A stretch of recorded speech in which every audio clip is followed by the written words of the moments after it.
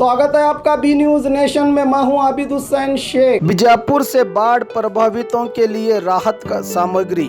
बीजापुर के विद्यानगर निवासियों ने दिया मानवता का संदेश। बाढ़ से प्रभावित इलाकों में परेशान जनता को जात पात से ऊपर उठकर यहां के निवासियों ने खाना और जरूरी सामान की गाड़ी रवाना करते हुए कुदरत की तरफ से हो रहे इस नुकसान से काफी संख्या में आम जनजीवन बिखर गया है। ऐसे नाजुक हालात में हम सबको कर्तव्य और दायित्व बनता है कि हम इनकी मदद करें।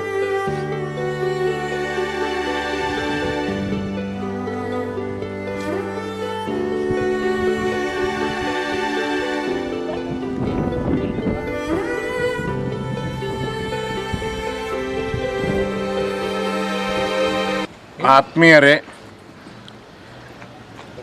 ಇವತ್ತು ವಿಜಯಪುರ ನಗರದ ವಿದ್ಯಾನಗರ ಬಡಾವಣೆಯ ಎಲ್ಲ ಹಿರಿಯರ ಮಾರ್ಗದರ್ಶನದಲ್ಲಿ ನಮ್ಮ ಗಜಾನನ ತರುಣ ಮಂಡಳಿ ಮತ್ತು ಬಿಜಾಪುರ ವಿದ್ಯಾನಗರ ಹಿತರಕ್ಷಣಾ ಸಂಘದ ವತಿಯಿಂದ ಪ್ರವಾಹ ಪೀಡಿತ ಪ್ರದೇಶಗಳಿಗೆ ನಮಗೆ ಭಾಳಷ್ಟು ನೋವಾಗುತ್ತೆ.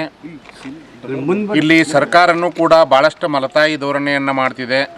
ದಕ್ಷಿಣ ಕರ್ನಾಟಕ, ಉತ್ತರ ಕರ್ನಾಟಕ ಅನ್ನುವಂಥ ಸ್ಥಿತಿಯಲ್ಲಿ ನಾವು ಮೊದಲಿನಿಂದ ನೋಡ್ಕೊತಿದ್ದೀವಿ. ಈ ಪ್ರವಾಹದಲ್ಲಿಯೂ ಕೂಡ ಮಲತಾಯಿ ಧೋರಣೆ ಮಾಡ್ತಾಯಿದೆ.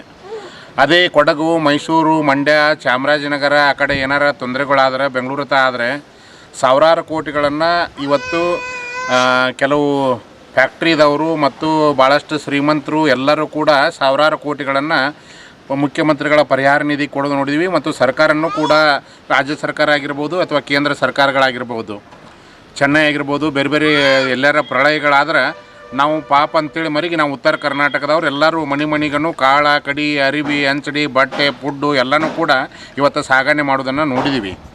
ಇವತ್ತು ಉತ್ತರ ಕರ್ನಾಟಕದ ಸುಮಾರು 8 ಜಿಲ್ಲೆಗಳು, ನಾನು ಕೂಡ ಪ್ರವಾಹ ಪೀಡಿತ ಪ್ರದೇಶದ ಒಬ್ಬ ಮನುಷ್ಯನಾಗಿ ಗೋಕಾಕದ ಹತ್ರ ಮೆಳವಂಕಿ ಹಳ್ಳಿ ನಂದು ಒಂದು ವಾರದ ಹಿಂದೆ ನಮ್ಮೂರೆಲ್ಲ ಮುಳುಗಿ ಇವತ್ತು ಎಲ್ಲ ಜನಕ್ಕೂ ತಿನ್ನಲಿಕ್ಕೆ ಕೂಳಿರ್ಲಾರ್ದ ಅಲ್ಲಿ ಪರಿಸ್ಥಿತಿಯನ್ನು ನಿಭಾಯಿಸುವಂಥದ್ದು ನಡೆದಿದೆ.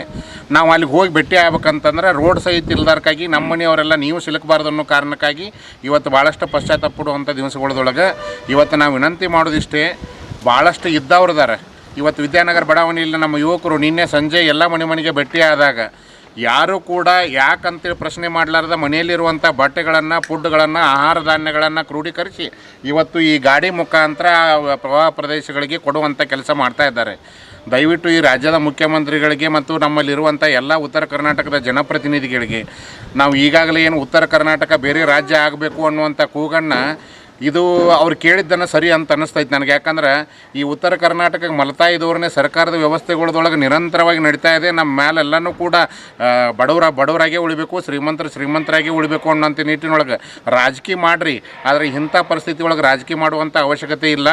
ಎಲ್ಲಿ ನೊಂದವ್ರದಾರ ಇವತ್ತು ಭಾಳಷ್ಟು ಮಂದಿ ಇವತ್ತು ಸಾವು ನೋವುಗಳನ್ನು ಅನುಭವಿಸ್ತಾ ಇದ್ದಾರೆ, ಪ್ರಾಣಿಗಳನ್ನೆಲ್ಲ ಕಳ್ಕೊಂಡಿದ್ದಾರೆ. ಅವರು ನಾವು ಮನೆ ಕಳ್ಕೊಂಡ್ರೆ ಮತ್ತೊಂದು ಕಟ್ಟಿಸ್ಕೋಬೋದು ಅಥವಾ ಎಲ್ಲರೂ ಇರ್ಬೋದು. ಇವತ್ತು ಜೀವನವನ್ನು ಕಳ್ಕೊಂಡಂಥ ಸುಮಾರು ಜನ ಅದಾರ. ಆ ನಷ್ಟವನ್ನು ತುಂಬಲಿಕ್ಕೆ ಯಾರಿಂದ ಆಗೋದಿಲ್ಲ. ಬರೀ ಪ್ರೇಯರ್ ಮಾಡಿ ಇವತ್ತು ವಾಟ್ಸಪ್ದೊಳಗೆ ಫೇಸ್ಬುಕ್ನೊಳಗೆ ಉತ್ತರ ಕರ್ನಾಟಕ ಒಳ್ಳೇದಾಗಲಿ ಅಂತಂದ್ರೆ ಆಗಲ್ಲ. ಅಲ್ಲಿ ಪರಿಹಾರ ಬಂದಂಥ ಪರಿಹಾರವನ್ನು ಇವತ್ತೇನು ಬೇರೆ ಬೇರೆ ಜನ 10 ಕೋಟಿ ಕೊಟ್ಟಾರ, ಇನ್ಫೋಸಿಸ್ದವ್ರು 10 ಕೋಟಿ ಕೊಟ್ಟಿದ್ದಾರೆ ಅಂತ ಕೇಳಿದ್ದೀವಿ. ಮುಖ್ಯಮಂತ್ರಿ ಪರಿಹಾರದ ನೂರಾರು ಕೋಟಿ ಸಾವಿರಾರು ಕೋಟಿ ಬಂದ್ರೂ ಕೂಡ ಅದು ಪ್ರವಾಹ ಪ್ರದೇಶಗಳಿಗೆ ಮುಟ್ಟಬೇಕು. ಆಯಾ ಜಿಲ್ಲಾಧಿಕಾರಿಗಳು ಮತ್ತು ಅಲ್ಲಿ ಜನಪ್ರತಿನಿಧಿಗಳು ಅಲ್ಲಿ ಹೋಗಿ ಕೆಲಸ ಮಾಡಬೇಕು. ನಮ್ಮಿಂದ ಆದಂಥ ಸಹಾಯವನ್ನು ನಾವು ವಿದ್ಯಾನಗರ ಬಡಾವಣೆಯಿಂದ ಮಾಡ್ತಾ ಇದ್ದೀವಿ. ವಿದ್ಯಾನಗರದಿಂದ ಭಾಗೀರಥಿ ಶಿಂದೆ ಅಂತಿಕೊಂಡು ಲೈನ್ಸ್ ನಾವು ಯಾವಾಗಲೂ ಒಂದು ಸೇವೆ ಮಾಡಬೇಕು.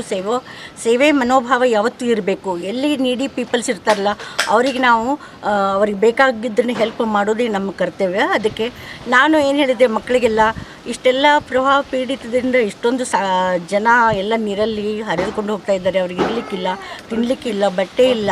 ಅದಕ್ಕೆ ಏನಾದರೂ ಒಂದು ಮಾಡಬೇಕು ಅಂತ ನಾವು ಮಕ್ಕಳಿಗೆಲ್ಲ ಕರೆದು ಕೇಳಿದ ತಕ್ಷಣ ಇಂಥವೆಲ್ಲ ನಾವು ಮಾಡ್ತೇವೆ ಅಂತಿಕೊಂಡು ನಮ್ಮ ವಿದ್ಯಾನಗರದ ಎಲ್ಲ ಮಕ್ಕಳು, ಹುಡುಗರು ತುಂಬ ಅವರು ಉತ್ಸಾಹದಾಯಕದವರು. ನಿನ್ನೆ ಹೇಳಿದ ತಕ್ಷಣ ಇಷ್ಟೆಲ್ಲನೂ ನಿನ್ನೆ ಮುಂಜಾನೆಯಿಂದ ಸಾಯಂಕಾಲವರೆಗೆ ಎಲ್ಲ ಮನೆಗೆ ಹೋಗಿ ಕಲೆಕ್ಟ್ ಮಾಡಿದ್ದಾರೆ. ಯಾರೂ ಒಂದು ಮನೆಯವರು ಇಲ್ಲ ಅಂತ ಏನೂ ಅನ್ನಲೇ ಇಲ್ಲ. ತಮ್ಮ ಕಡೆ ಇದ್ದದ್ದು ಬಟ್ಟೆ, ಆಮೇಲೆ ಹಾಸಲಿಕ್ಕೆ, ಒದಲಿಕ್ಕೆ, ಆಮೇಲೆ ಊಟಕ್ಕೆ ರೊಟ್ಟಿ ಮಾಡಿ, ಚಪಾತಿ ಮಾಡಿ, ಚಟ್ನಿ ಮಾಡಿ ಎಲ್ಲನೂ ಕೊಟ್ಟಿದ್ದಾರೆ. ಅವರಿಗೆ ನಾನು ತುಂಬ ಧನ್ಯವಾದಗಳನ್ನ ಹೇಳ್ತಾ ಇದ್ದೀನಿ. ಯಾವ ಟೈಮ್ನಲ್ಲಿ ಯಾರಿಗೆ ಎಂಥ ಕಾಲ್ ಬರ್ತದೆ ಅಂತ ಗೊತ್ತಾಗೋದಿಲ್ಲ. ನಾವೆಲ್ಲರೂ ಹೆಲ್ಪಿಂಗ್ ನಮ್ಮದು ಹ್ಯುಮ್ಯಾನಿಟಿ ಬೇಸ್ ಮೇಲೆ ನಾವು ಒಬ್ರಿಗೊಬ್ಬರು ನಾವು ಹೆಲ್ಪ್ ಮಾಡೋದನ್ನೇ ನಾವು ಇರಬೇಕು ಮಾಡ್ತಾ ಇದ್ದಾರೆ. ನಮ್ಮ ವಿದ್ಯಾನಗರದ ಜನ ಇದರಲ್ಲಿ ಏನೂ ಕಡಿಮೆ ಇಲ್ಲ ಅಂತ ಒಂದು ಒಳ್ಳೆಯ ಮನೋಭಾವದಿಂದ ಎಲ್ಲರೂ ತಂದು ಕೊಟ್ಟಿದ್ದಾರೆ. ನಾವು ಅವರಿಗೆ ಧನ್ಯವಾದಗಳನ್ನ ಹೇಳ್ತಾ ಇದ್ದೀನಿ.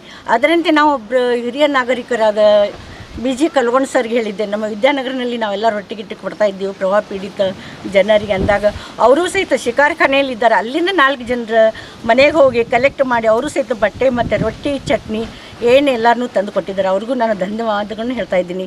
ಇಂಥ ಕೆಲಸ ನಾವು ಯಾವಾಗಲೂ ಮಾಡಬೇಕು. ಏನು ರೊಕ್ಕ ದುಡ್ಡು ಏನೂ ಬರಲ್ಲ, ಎಲ್ಲ ಬಿಟ್ಟು ಬರಬೇಕಾಗ್ತದೆ. ಹರ್ಕೊಂಡು ಹೋದ್ರೆ ಮನೆಯೂ ಸಿಗಲ್ಲ, ಬಟ್ಟೆನೂ ಸಿಗಲ್ಲ, ಇರಲಿಕ್ಕೂ ಸಿಗಲ್ಲ, ಆಮೇಲೆ ತಿನ್ನಲಿಕ್ಕೂ ಸಿಗಲ್ಲ. ಇಂಥ ಹೆಲ್ಪಿಂಗ್ ನೇಚರ್ ಎಲ್ಲರೂ ಮಾಡಬೇಕು ಅಂತ ತಿಳ್ಕೊಂಡು ನಾನು ಎಲ್ಲ ಕಡೆಗೆ ಮನವಿ ಮಾಡ್ತಾಯಿದ್ದೀನಿ. Not only in the Vidyanagar, ಎಲ್ಲರೂ ಅದೇ ಭಾವನೆ ಇಟ್ಕೋಬೇಕು.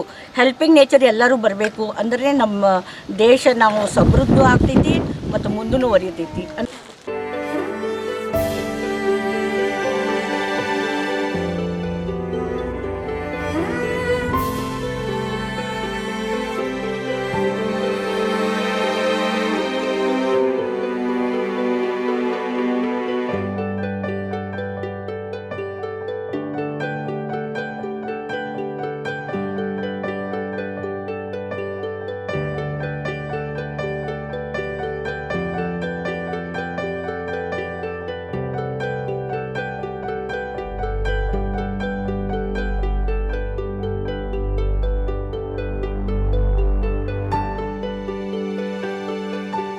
और खबरों के लिए देखते रहिए B News Nation. B News Nation के लेटेस्ट न्यूज़ों को अपने मोबाइल में देखने के लिए यूट्यूब में बी न्यूज नेशन के चैनल के सब्सक्राइब आइकॉन को दबाएं और फिर बेल आइकॉन को दबाने पर आप लेटेस्ट न्यूज़ों को देख सकते हैं।